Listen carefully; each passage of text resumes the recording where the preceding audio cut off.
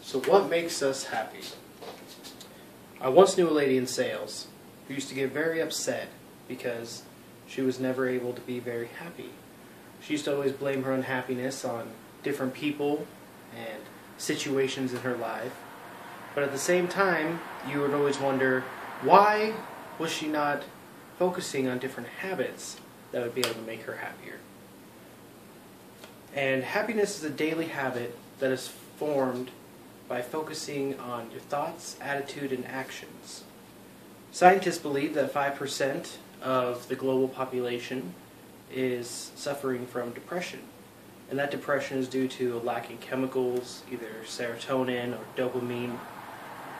And on the other hand, society is under the impression that you can be happier just by the things that you're able to buy, or things like that. Happiness, I think, though, is a daily habit that is formed by focusing on your thoughts, attitudes, and actions.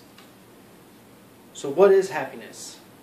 Happiness can come from accomplishing tasks or helping others. Most biological, religious, and philosophical organizations have tried to find what happiness is. On the other hand, most society think it's just by the stuff we're able to accumulate, the things we're able to buy, and all those kinds of things. Happiness can come from a habit that is maintained through thought. In Smile and Die by Barbara Enrich, that idea, she said, can lead to moral callousness. I disagree with that statement only because of all the research that I've been able to do on the subject. And it's true that some socialist societies have used it to push for a collective control, as Barbara was stating. But to say that positive thoughts don't help or can be dangerous, I think can be absurd. I mean, no matter what is said, if anyone thinks they can't, they can't. But if people only focus on the negative things and wanting what others have, people will never be happy. So use your thoughts as a stepping stone towards happiness. People forget about attitude. Negative people everywhere. People forget about attitude. There are negative people everywhere. People try to avoid them, but what kind of attitude best affects happiness? David Stein stated in Want to Be Happy, Be Grateful, that gratefulness makes people happy. Sometimes people will say it's a first world problem, because they weren't able to get a promotion or they got skipped up at a position at a certain place. But in contrast, a third world country is a country that may not even have water. So like David had stated in his speech, that sometimes it's good just to stop, look, and be grateful for what you do have. Try to set up a reminder. As I did sales, I was told attitude affects the sale, not the customer.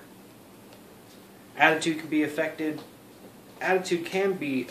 by an attitude bias towards optimism.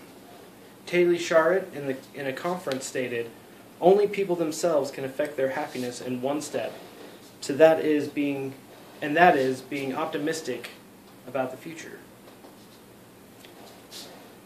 The last aspect of happiness is action. Now, Michael Norton in How to Be Happy and How to Buy Happiness explains that even when people were able to win the lottery, they still ended up being very unhappy. The main reasons why, they would spend the money and then go right back into debt. The reasons because he tells about giving money, though, during his speech to people and having them only go spend it on others. Those people, in turn, ended up being happier. And in sales, I was also told to be able to get what you want, you have to help others be able to get what they want.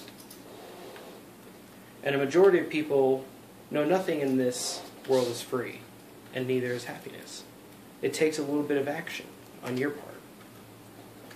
But in conclusion, everyone has their own version of what happiness is. Sometimes it's money, sometimes it's more time. But happiness is a daily habit that is achieved by focusing on simple steps such as thoughts, attitudes, and actions. And I appreciate your time. Thank you.